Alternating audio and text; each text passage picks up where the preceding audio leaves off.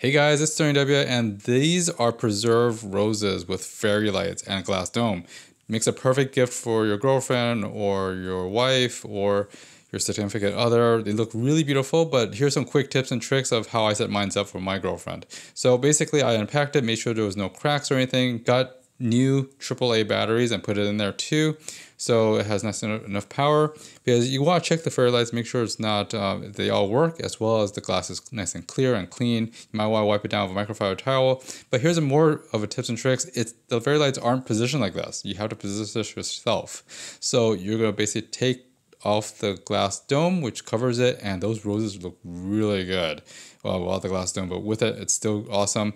You gotta unwind some of that fairy lights and wind it around the flowers. Be very, very careful.